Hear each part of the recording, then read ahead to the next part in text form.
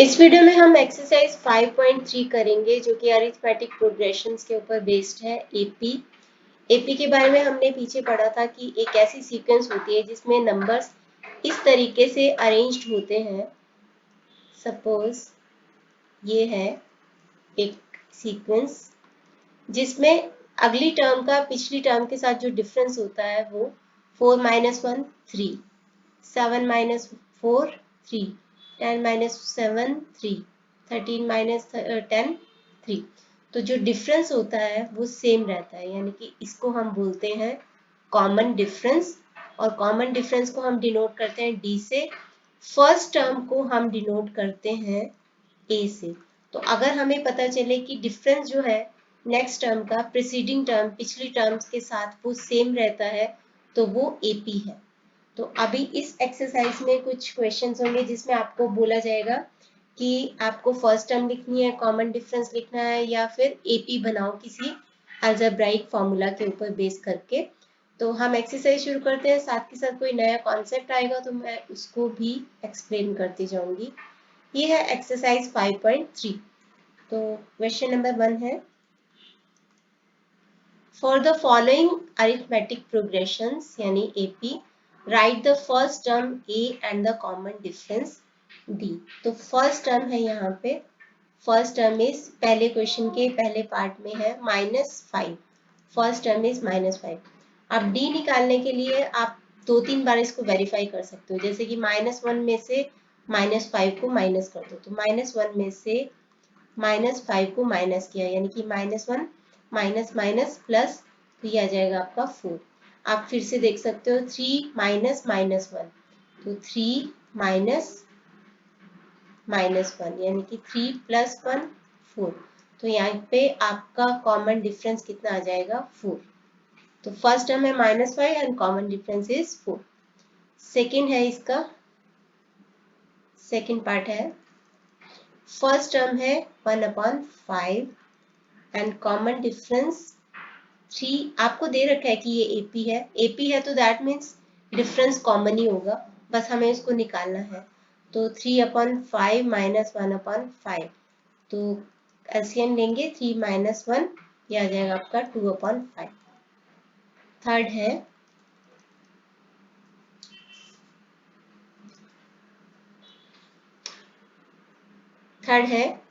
ए है 0.3 और डी यानी कि कॉमन डिफरेंस है 0.55 - 0.3। क्योंकि आपकी जो एपी होती है वो इस फॉर्मेट में होती है, a plus d, a plus 2d, a plus 3d and so on. First term a होती है, second term a plus d होती है, third term a plus 2d होती है। तो अगर आपसे कोई पूछे कि nth टर्म, जो कि आपको आने वाले एक्सरसाइज में आएगा, तो nth टर्म कौन सी होगी? सेकेंड टर्म है d, यानी कि 2 की बजाय 1d है। थर्ड टर्म है 2d, फोर्थ टर्म है 3d।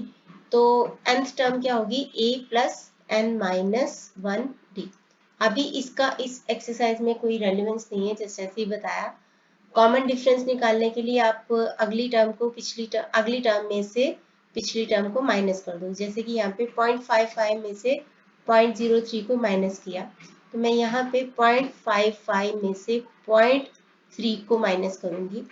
एक चीज याद रखना, 0.3, 0.30, 0.300 एकदम सेम है। आप पॉइंट के बाद कोई भी डिजिट हो उसके बाद कितने भी जीरो लगाओगे वो सेम ही रहता है। तो आप इसको 0.3 है आपके सामने, तो इसका मतलब 0.3 और यहाँ पे हम 0 पुट करेंगे ताकि हम इजीली इसको माइनस कर पाए।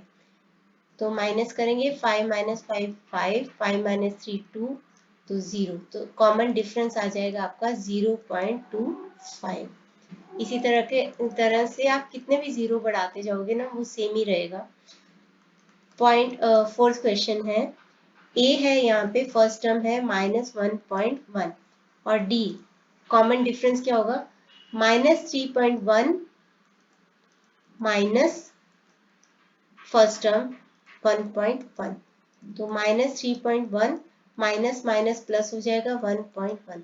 इसको हम करेंगे यहाँ पे, माइनस प्लस क्या होता है? माइनस होता है, यानी कि हमें क्या करना है 3.1 में से 1.1 को माइनस करना है। 1 - 1 0, 3 - 1 2, और साइन वो वाले नंबर का आएगा जो कि ग्रेटर नंबर होगा, जो बड़ा नंबर होगा। तो 3.1 बड़ा नंबर है, तो यहाँ पे आ जाएगा -2। ये है हमारे फर्स्ट क्वेश्चन। फर्स्ट क्वेश्चन यहाँ पे हमारा कंप्लीट होता है, जहाँ पे हमें फर्स्ट टर्म और कॉमन डिफरेंस निकालना था। सेकेंड क्वेश्चन है, write the arithmetic progression when first term a and common difference are as follows. पीछे आपको सीरीज दे रखी थी, एपी दे रखी थी सीक्वेंस, और आपको उसके बेस पे ए और डी निकालना था, यानी फर्स्ट टर्म और कॉमन डिफरेंस निकालना था। अभी इन क्वेश्चंस में आपको फर्स्ट टर्म ए दे रखी है और कॉमन डिफरेंस दे रखा है हर एक क्वेश्चन में।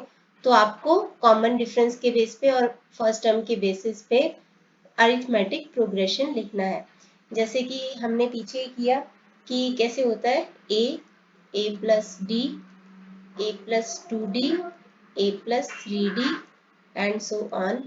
ठीक है, तो इसी के बेस पे हम लिखेंगे। फर्स्ट टर्म क्या होगी, ए 4, 4 plus minus 3, 4 plus 2 into -3, 2d की जगह पे 4 प्लस 3 इंटू -3, तो ये हो जाएगा आपका 4, और ये हो जाएगा 4 प्लस माइनस माइनस 4 - 3 1, 2 2 इंटू -3 होता है -6, -6 प्लस 4 हो जाएगा आपका 2, 3 इंटू -3 होगा -9, तो एक मिनट -2 होगा ये, -6 प्लस 4 -2 का माइनस प्लस माइनस होता है, और साइन जो होता है ग्रेटर नंबर का आता है, जो कि 6 ग्रेटर नंबर था।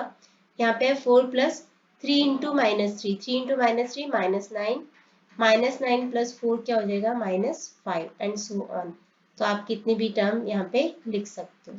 आपको अगर अरिथमेटिक प्रोग्रेशन लिखने के लिए बोला गया, आप फर्स्ट 4 या 5 टर्म्स लिख दो, इतना बहुत है। तो हम इसका सेकंड पार्ट करते हैं। सेकंड पार्ट में है a is equal to -1 and d is equal to 1/2। तो हम कैसे लिखेंगे इसको, a plus d, a plus 2d, a plus 3d and so on. तो a लिख देंगे पहली टर्म लिख देंगे a यानी कि -1, a प्लस d यानी कि -1 प्लस 1/2, a प्लस 2d मतलब -1 plus 2 into 1/2, a plus 3d यानी -1 प्लस 3 इंटू 1/2। ये आ गया आपका -1 प्लस 1/2, यहाँ पे एलसीएम लोगे तो -2 प्लस 1, तो ये हो जाएगा आपका -1/2। यहाँ पे 2 से 2 कैंसिल हो गया, 1 रह गया, -1 प्लस 1, -1 प्लस 1 क्या हो जाएगा 0। यहाँ पे है -1 प्लस 3/2, एलसीएम ले लेंगे, -2 प्लस 3, तो ये आ जाएगा आपका 1/2। तो इस तरीके से आप कोमा डाल के आगे डॉट डॉट डॉट डाल दो, तो ये आपकी एपी बन जाएगी। आगे है इसका थर्ड पार्ट है, तो थर्ड पार्ट करते हैं। यहाँ पे मैं यहाँ पे इसको चेंज करती हूँ ताकि ये कंफ्यूजन ना हो जाए बाकी के दोनों पार्ट्स के साथ। यहाँ पे है a है आपका -1.5 और d है आपका -0.5। तो a plus d, a plus 2d, a plus 3d।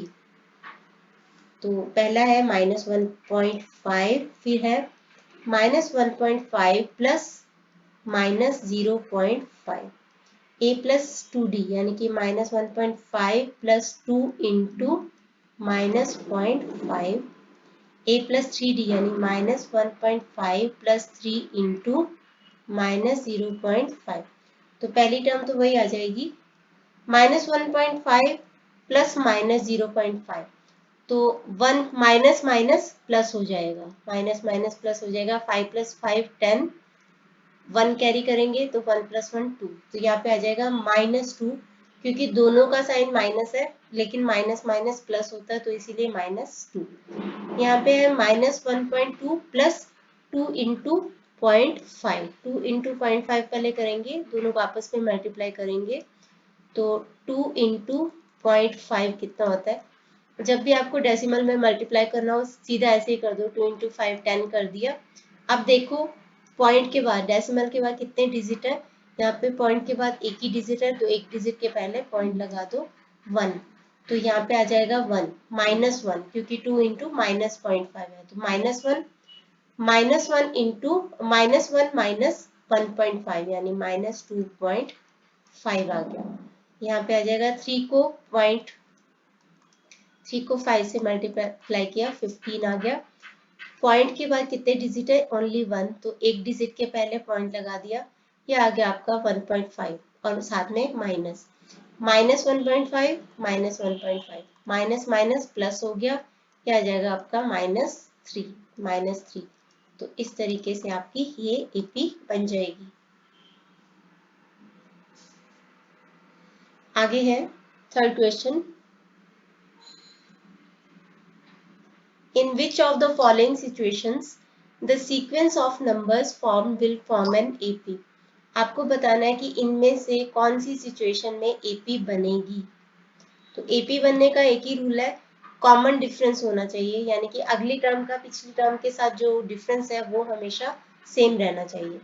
तो क्या है इसमें, cost of digging a well for the first metre is 150 and rises by 20 for each succeeding meter। यानी कि एक वेल कुआं को डिग करने की जो कॉस्ट है, पहला मीटर जो हमने डिग किया उसकी कॉस्ट है 150, तो हम लिखेंगे cost of digging first 1 metre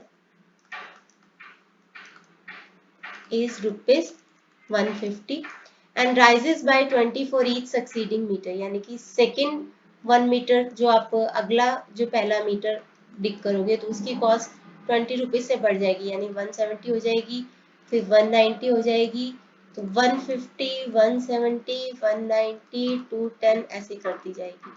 तो दोनों का कॉमन डिफरेंस क्या है, कॉमन डिफरेंस मतलब second term minus third term, second term minus first term, या फिर बोल लो third term minus second term is 20, third term minus second term 190 minus 170 20।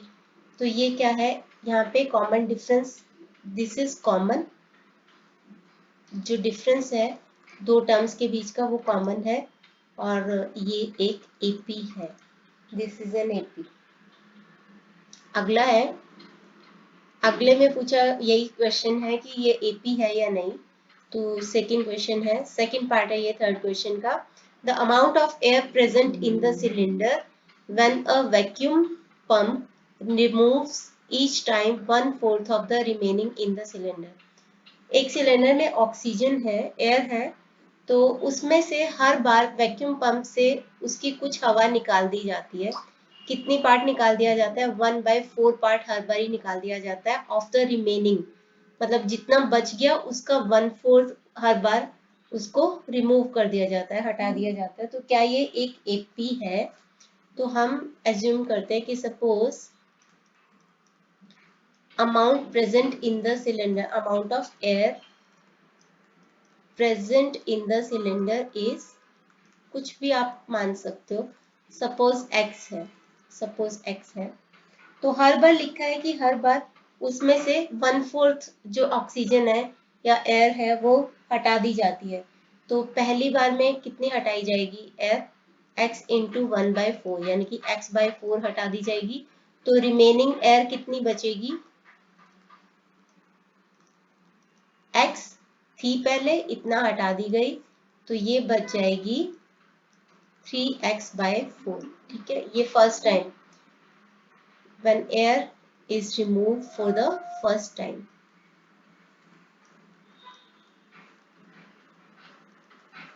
Second time में जब वो हटाई जाएगी, सेकेंड टाइम में कितना हटाई जाएगी, जितना बची थी उसी का 1/4, उसी का 1/4 यानी कि 3x/16। तो रिमेनिंग एयर कितनी बचेगी, रिमेनिंग एयर बचेगी थी कितनी अभी 3x/4, उसमें से इतना हटा दिया गया पोर्शन, तो ये बच जाएगी, आप एलसीएम लेके निकालोगे 9x/16। तो यहाँ पे आप एयर बच रही है, x थी, फिर 3x/4 थी, फिर 9x/16 थी एंड सो ऑन। तो आप इन दोनों का डिफरेंस निकालो। सपोज इसको मैं d1 नाम दे रही हूँ, तो 3x/4 माइनस x, तो ये आ जाएगा आपका 4, 3x माइनस x/4, ये आ गया कॉमन डिफरेंस सेकेंड टर्म और फर्स्ट टर्म का। अब d2 निकालते हैं, ये सेम होना चाहिए अगर ये AP है तो अभी 9x/16 माइनस 3x/4, तो ये आ गया 16, 9x, ये आ गया आपका 12x, यानी कि minus 3x/16। d1 is not equal to d2, ये इसके इक्वल नहीं है, तो there is no common difference, तो कोई कॉमन डिफरेंस नहीं है इसके अंदर, तो ये एक AP नहीं है, नॉट एन AP, क्योंकि दोनों टर्म्स के बीच का जो डिफरेंस होता है वो सेम होना चाहिए, तभी आपका आंसर निकलेगा। तो ये सेम नहीं है, इसीलिए ये AP नहीं है। अगला है, Divya deposited 1000 at compound interest at the rate of 10% per annum. तो दिव्या ने 1000 रुपीज जहाँ पे डिपॉजिट करवाए हैं, वहाँ पे कंपाउंड इंटरेस्ट लग रहा है। कंपाउंड इंटरेस्ट का मतलब होता है, जैसे सपोज आपने कहीं पे पैसे डिपॉजिट किए, 100 रुपया डिपॉजिट किया, उसके ऊपर जो इंटरेस्ट मिला आपको, ठीक है, इंटरेस्ट मिला, वो भी उसमें जुड़ गया, वो फिर से री इन्वेस्ट हो गया, पैसे वहीं के वहीं, हमने निकाले नहीं है पैसे, और फिर अगली बार मान लो कि यहाँ पे 10 रुपीज का इंटरेस्ट मिला था, अगली बार जो इंटरेस्ट मिलेगा ना, वो 110 के ऊपर मिलेगा। तो मान लो कि 110 के ऊपर 11 रुपीज मिला, अब वो अमाउंट बन गई 121, अब 121 पे इंटरेस्ट मिलेगा। तो इस तरीके से कंपाउंड होता जाता है इंटरेस्ट, जो इंटरेस्ट होता है वो जुड़ता जाता है प्रिंसिपल के अंदर, जिससे हमारा इंटरेस्ट बढ़ते जाता है। तो दिव्या ने 1000 रुपीज डिपॉजिट किए कंपाउंड इंटरेस्ट पे eight the rate of 10% per annum, साल का उसको 10% का इंटरेस्ट मिलता था। The amount at the end of first year, second year, third year, आपको बताना है कि ये AP है या नहीं है। सबसे पहले तो प्रिंसिपल जो कि उसने डिपॉजिट करवाए थे पैसे, वो इसको हम A मान लेते हैं, मान लो 1000 रुपीज थे, तो पहले साल के एंड में उसको कितने पैसे मिले होंगे, उसको बोलते हैं अमाउंट, मिलेंगे नहीं, उसी के अकाउंट में ही रहेंगे। 1000 थे और 1000 के ऊपर उसको 10% से इंटरेस्ट मिल गया, यानी कि ये हो गया आपका 1000 प्लस 100, ये हो गया आपका 1100 रुपीज हो गए। अब यही अमाउंट बन जाएगी अगले साल के लिए, प्रिंसिपल बन जाती है। कंपाउंड इंटरेस्ट में ऐसा ही होता है, यही अगले साल के लिए प्रिंसिपल बन जाएगी, यानी कि अगली बार साल के सेकेंड ईयर में, ये था at the end of first year, अभी है at the end of second year. Second year में अमाउंट कितनी हो जाएगी, इसके ऊपर अब इंटरेस्ट मिलेगा 1100 प्लस 1100 के ऊपर 10%, तो ये हो जाएगा आपका 1100 प्लस 110, ये हो जाएगा आपका 1210। ठीक है, अभी थर्ड ईयर में क्या होगा, ये आपका प्रिंसिपल बन जाएगी, तो amount at the end of third year कितनी हो जाएगी 1210 प्लस इस 1210 के ऊपर 10% से इंटरेस्ट मिलेगा, तो ये हो जाएगी आपकी 1210 प्लस 121 1331। अब इसको लिख के देखते हैं, ये थी पहले 1000 थी, फिर 1100 थी, फिर 1210 थी, फिर 1331 थी। अब देखते हैं डिफरेंस सेम है कि नहीं। D1 हम लेते हैं 1100 माइनस 1000, यानी कि हो गया 100 रुपया। D2 लेंगे, इन दोनों को माइनस करेंगे, 1210 माइनस 1100, ये हो गया 110। D3, इन दोनों का डिफरेंस निकालेंगे, 1331 माइनस 1210, ये हो गया 112। Since D1 is not equal to D2 is not equal to D3, तो there is no common difference, कोई कॉमन डिफरेंस नहीं है अमाउंट्स के अंदर, so this is not an AP, ये एक AP नहीं है।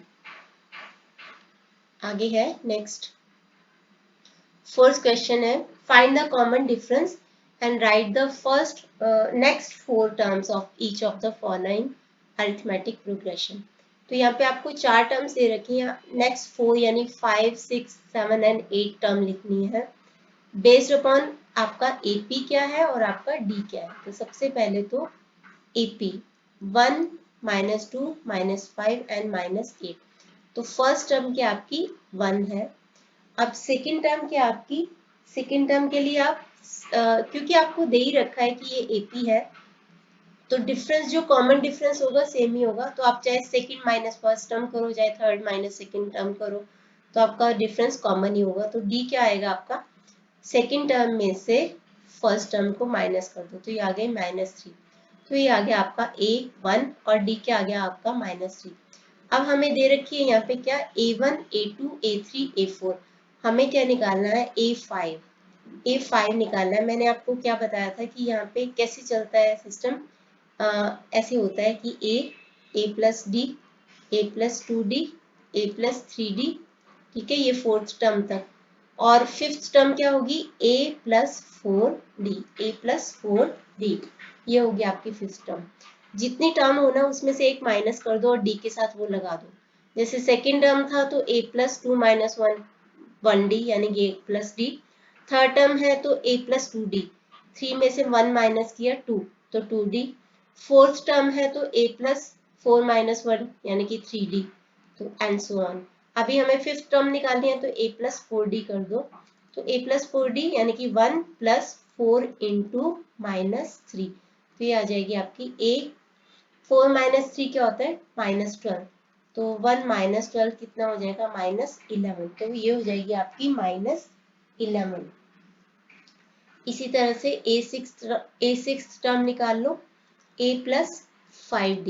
A+5D मतलब मैं इसको थोड़ा सा इधर लिख देती हूँ ताकि बाकी के क्वेश्चन भी पूरे आ जाए। तो A क्या है आपका 1 + 5 × -3, तो आ जाएगा आपका 1 - 15 यानी कि -14। तो A7 निकालोगे A+6D यानी कि A+6 × D, 1 - 18 मतलब -17। A+8 A8 एट्थ टर्म क्या आएगी A+7D यानी कि 1 + 7 × -3, 1 - 21, ये आ गई आपके पास -20। तो नेक्स्ट 4 टर्म क्या आ जाएंगी -11, -14, -17 एंड -20। तो ये आपकी नेक्स्ट 4 टर्म हो जाएगी और यही आपसे पूछा गया है। आगे है इसका सेकंड पार्ट है, सेकंड पार्ट हम यहीं पे कर लेते हैं। तो 0, -3, -6, -9। तो फर्स्ट टर्म में 0, डी क्या होगा second term minus first term यानी कि -3 -0 -3 हो गया। हमें क्या चाहिए A5 चाहिए। A5 मतलब A+4D, मतलब A+4 × D, मतलब 0 - 12, तो ये हो जाएगी -12। A6 आ जाएगी A+5D, 0 + 5D, मतलब 0 - 15 तो -15। A7 क्या आ जाएगी A+6D, 0 + 6 × D, तो ये आ जाएगी 0 - 18 मतलब -18। और A8 आ जाएगी A+7D, मतलब 0 + 7 × -3, तो 0 - 21, ये आ जाएगी -21। तो ये आपका आंसर आ जाएगा।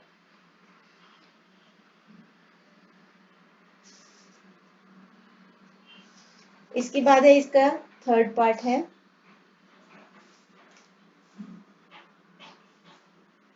थर्ड पार्ट में हम अगले पेज पे कर लेते हैं क्योंकि यहाँ पे पूरा नहीं आएगा। थर्ड पार्ट में क्या है, मैं एक बार इस क्वेश्चन को यहाँ पे लिख लेती हूँ। थर्ड पार्ट में है -1 ये वाला, 1/4 एंड 3/2। तो इसके बेस पे हमने A5, A6, A7, A8 निकालनी है। तो A क्या है आपका -1 और D क्या है आपका सेकेंड टर्म में से फर्स्ट टर्म को माइनस कर दो यानी कि 1/4 में से फर्स्ट टर्म को माइनस कर दो। तो 1/4 माइनस माइनस प्लस हो गया, ये आ जाएगा आपका 4 1 + 4, तो 5/4, तो डी आ गया आपका 5/4। अब आपको निकालनी है नेक्स्ट 4 टर्म्स। यहाँ पे देखो आपको लिखा हुआ है कि नेक्स्ट 4 टर्म्स निकालो। यहाँ पे दे रखी है 1 2 3, 3 टर्म्स दे रखी है, तो आपको निकालनी है चौथी term, 5th term, 6th term and 7th term. तो A4, A5, A6 and A7। हम इसको लिखते हैं A4, A5, A6 and A7। तो A4 हो जाएगा आपका A + 3D, मतलब A है -1 + 3D क्या आपका 5/4, तो मतलब A - 15/4। एलसीएम ले लो, 4 - 15 -11/4, फर्स्ट आंसर। A5 है A + 4D, यानी -1 + 4 × D, तो आ जाएगा -1 + 20। ये 4 और 4 कैंसिल हो गया, 4 और 4 कैंसिल हो गया, तो -1 + 4, -1 + 5, ये हो जाएगा आपका 4। सेकेंड आंसर आ जाएगा आपका 4। आगे है A + 6, A6 यानी कि A + 5D, -1 + 5 × D, यानी 5/4, -1 + 25/4। एलसीएम ले लो, -4 + 25, ये हो जाएगा आपका 21/4। आगे है A7 यानी कि A + 6D, -1 + 6 × 5/4, तो -1 + 30/4। एलसीएम ले लो, -4 + 30, ये आ गया आपका 26/4। तो ये आपकी नेक्स्ट 4 टर्म्स आ जाएंगी। अगला भी कर ही लेते हैं। -1 -5/6 -2/3, -1 -5/6 -2/3, और आपको बोला कि राइट नेक्स्ट 4 टर्म्स, यानी कि A4, A5, A6 and A7 निकालनी है आपको। A है आपका -1 और D क्या है, सेकेंड टर्म में से फर्स्ट टर्म को माइनस कर दो, तो सेकेंड टर्म में से फर्स्ट टर्म को माइनस, माइनस प्लस, यानी कि -5/6 + 1, तो यहाँ पे एलसीएम ले लो, -5 + 6, ये आ गया आपका 1/6, तो D आ गया है आपका 1/6। अब फोर्थ टर्म मतलब A + 3D, तो A है -1 + 3D कितना है 1/6, तो ये हो गया -1 + 1/2। एलसीएम लिया, -2 + 1 आ गया -1/2। तो पहला आंसर। A5 क्या है, A + 4D, यानी कि -1 + 4 × D, तो हो गया आपका 2/3, तो -1 + 2/3, 3 एलसीएम लिया, -3 + 2, ये आ गया आपका -1/3। A6 क्या होगा, A + 5D, मतलब -1 + 5 × D, तो एक मिनट में यहाँ पे इसको कंप्लीट करूंगी, तो ये आ गया आपका -1 + 5/6, एलसीएम ले लो, -6 + 5, ये आ गया आपका -1/6। A7 मतलब A + 6D, -1 + 6 × 1/6, 6 और 6 कैंसल, -1 + 1 = 0। तो आ गई हमारे पास नेक्स्ट 4 टर्म्स आ जाएंगे हमारे पास। नेक्स्ट 4 टर्म में ये -1/2, -1/3, -1/6 एंड 0, तो ये नेक्स्ट 4 टर्म्स आ जाएंगी।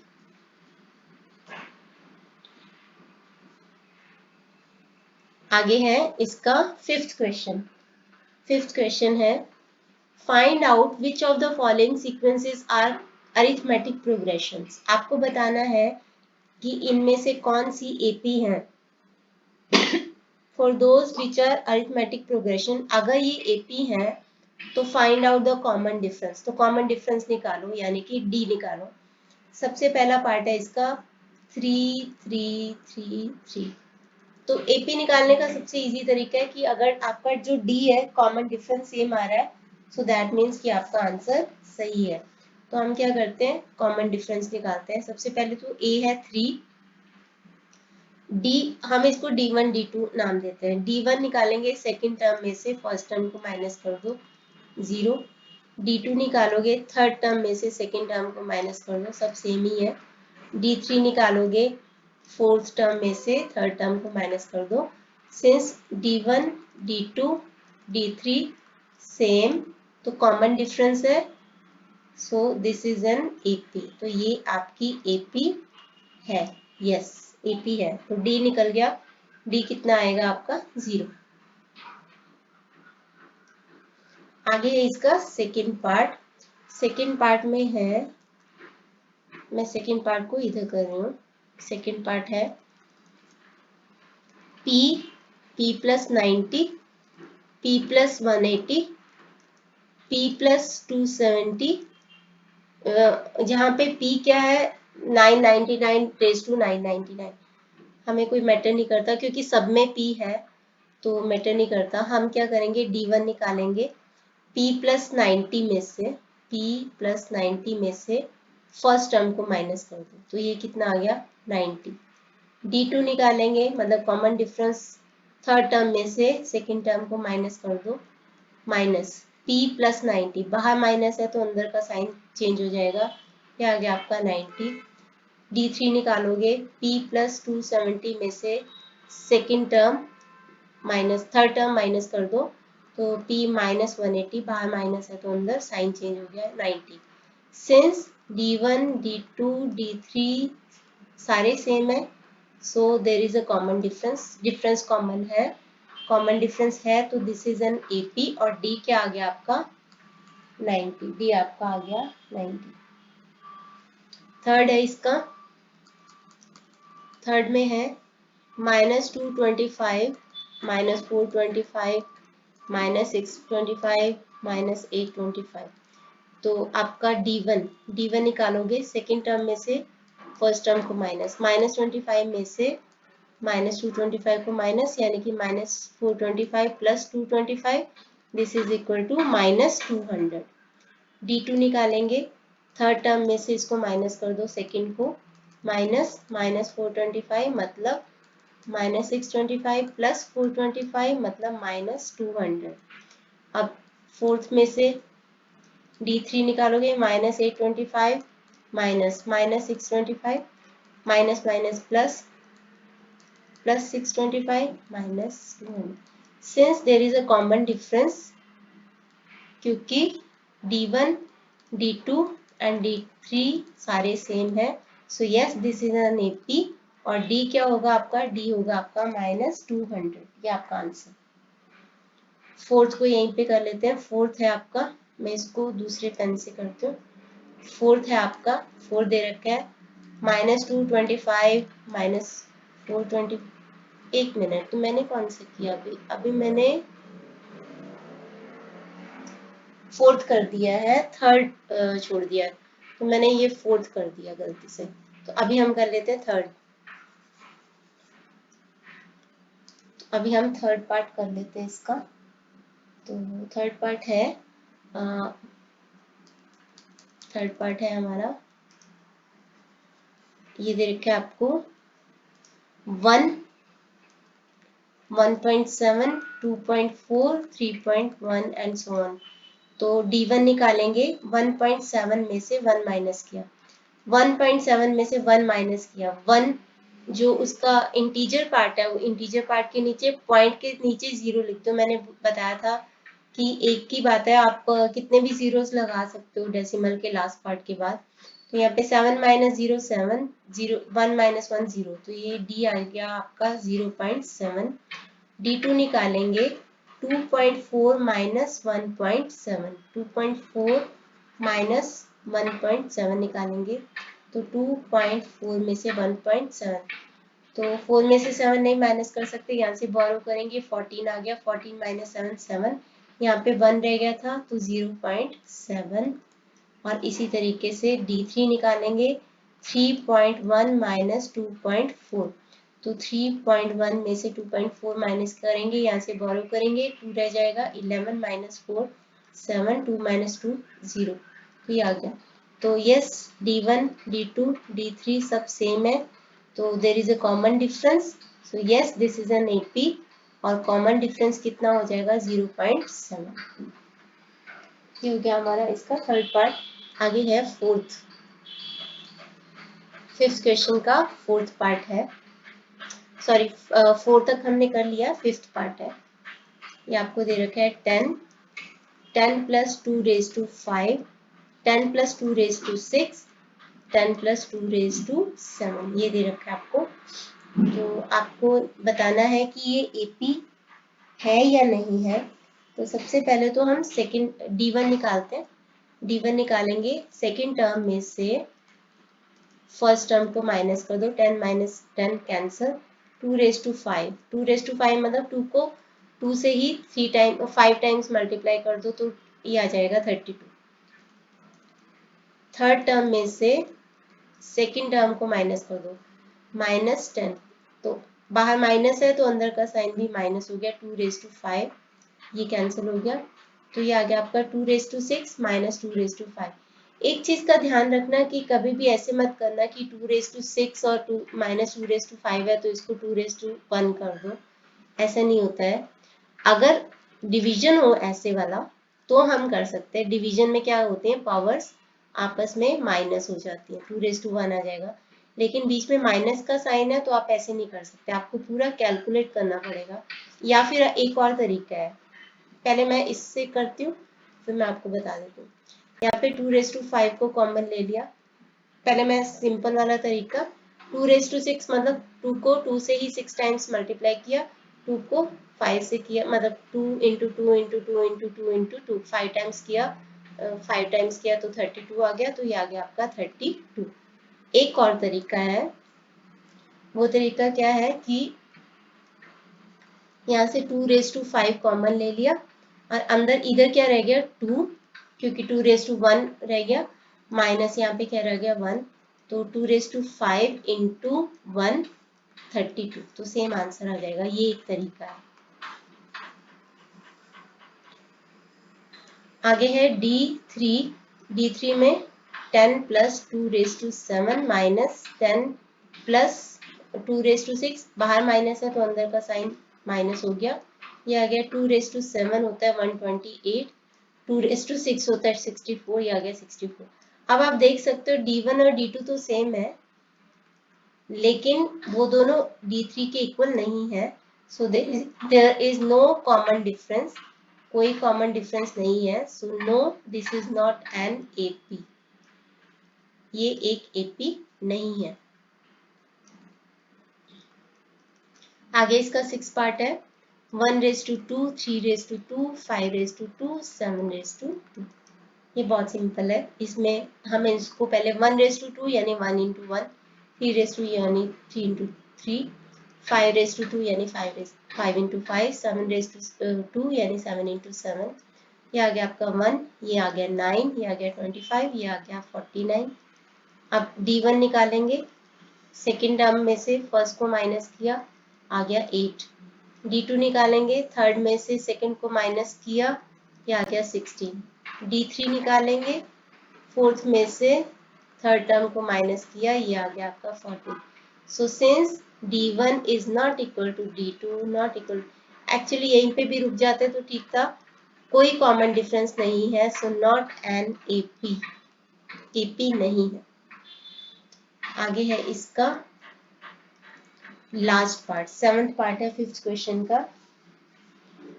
यहाँ पे आपको दे रखा है A plus B, A plus 1 plus B, और दे रखा है A plus 1 plus B plus 1, आगे है A plus 2 plus B plus 1। तो सिंपली क्या करते जा रहे हैं, A में एक एक ऐड करते जा रहे हैं, पहले A प्लस 1 किया, B को एज इट इज किया, फिर अब B को B प्लस 1 कर दिया, कोई रेलिवेंस नहीं है इसका, हम क्यों कर रहे हैं इसको, तो हम सीधा निकालते हैं कि ये AP है भी या नहीं। तो हम क्या करेंगे, सेकंड टर्म में से फर्स्ट टर्म को माइनस करेंगे, तो सेकंड D1 निकालेंगे, A प्लस 1 प्लस B में से फर्स्ट टर्म को माइनस करेंगे, माइनस बाहर है तो अंदर प्लस बी माइनस बी हो जाएगा, ये कैंसल, तो ये आ गया आपका 1, तो ये आपका आ जाएगा 1। इसी तरीके से D2 निकालेंगे, थर्ड टर्म में से सेकंड टर्म को माइनस कर देंगे, a plus 1 plus b plus 1 में से माइनस करेंगे a प्लस 1 प्लस बी, बाहर माइनस है तो अंदर के साइन चेंज हो जाएंगे, ये हो गया कैंसल, ये हो गया कैंसल, ये हो गया कैंसल, ये आ गया आपका 1। D3 निकालेंगे, तो थर्ड टर्म में से इसको माइनस करेंगे सेकेंड टर्म को, तो a plus 2 plus b plus 1 में से माइनस करेंगे a plus 1 plus b plus 1, बाहर माइनस है तो अंदर के साइन चेंज हो जाएंगे, ये कैंसल, a से a कैंसल, 1 से 1 कैंसल, 2 माइनस 1 1। तो आप देख पा रहे हो D1 D2 D3 सब सेम है, so yes this is an AP। Common difference क्या हो जाएगा, कॉमन डिफरेंस विल बी 1। आगे लास्ट क्वेश्चन इसका, prove that no matter what the real numbers a and b are, prove that no matter what the real numbers a and b are, the sequence with nth term आपको दे रखा है a plus n b is always an AP, what is the common difference। मैंने आपको 5.2 में एक चीज बताई थी कि जो nth टर्म होती है अगर वो एक लीनियर एक्सप्रेशन है तो डेफिनेटली वो एक AP है, अगर an लीनियर एक्सप्रेशन है तो वो डेफिनेटली AP है। तो इसको हम प्रूव भी कर सकते हैं। इसको हम क्या करेंगे, हम 3 टर्म्स ले लेते हैं, यह है an, ठीक है, तो मैं इससे बाद वाली टर्म ले लेती हूँ n+1 और इसके पहले वाली टर्म क्या होगी n-1। तो इन दोनों का डिफरेंस और इन दोनों का डिफरेंस अगर सेम आएगा तो ये AP है। वैसे तो साफ ही है कि ये लीनियर एक्सप्रेशन है। लीनियर एक्सप्रेशन क्या होती है, जहाँ पे n की पावर 1 है और बाकी के कांस्टेंट नंबर्स हैं। तो हम इसको प्रूव भी कर सकते हैं ऐसे करके। तो हम क्या करेंगे, an में से an-1 वाली टर्म को माइनस कर देते हैं, तो an हमारी a प्लस एन बी और n-1 टर्म क्या है, इसमें से इसको माइनस करेंगे, तो n की जगह पे क्या लिख दोगे आप, n की जगह पे आप लिखोगे n-1 b, तो ये आ जाएगा आपका a plus n b minus a plus n b minus b, मतलब a plus n b minus a minus n b plus b. तो ये हो गया a से a कैंसिल, तो ये आ गया आपका b। इसी तरीके से an+1 में से अगली टर्म में से पिछली टर्म को माइनस किया, an+1 यानी कि a प्लस एन बी की जगह पे आप क्या लगाओगे n+1 b, इसमें से nth टर्म को माइनस कर दो यानी कि a प्लस एन बी को माइनस कर दो, तो a प्लस b को n से किया तो एन बी, b को 1 से किया तो b minus a minus n b, n b से एन बी कैंसिल, ए से ए कैंसिल, ये आ गया आपका बी। तो कॉमन डिफरेंस आ रहा है, दोनों का डिफरेंस सेम आ रहा है, तो that means this is an AP. तो कोई मैटर नहीं करता ए और बी क्या है, आपकी ये सीक्वेंस एपी है क्योंकि डिफरेंस कॉमन है। इसकी जगह पे आप ऐसे भी कर सकते हो, ये मेथड यूज कर सकते हो, या फिर आप क्या कर सकते हो, ए nth टर्म है ए प्लस एन बी, ये आपकी टर्म, आप क्या करोगे n की जगह पे 1 2 3 4 पुट कर दो, n की जगह पे 1 2 3 4 पुट कर दो, फर्स्ट टर्म आ जाएगी a प्लस 1b यानी कि a plus b, second term आ जाएगी आपकी a प्लस एन बी की जगह पे 2b, थर्ड टर्म आ जाएगी आपकी a प्लस 3b, ठीक है। अब आप क्या करोगे, इनमें से इसको माइनस कर दो, इसमें से इसको माइनस कर दो, सेकेंड टर्म में से फर्स्ट टर्म को माइनस करोगे तो भी b आएगा, थर्ड टर्म में से सेकेंड टर्म को माइनस कर दोगे b आएगा। तो इस तरीके से भी आप ये वाला क्वेश्चन सॉल्व कर सकते हो।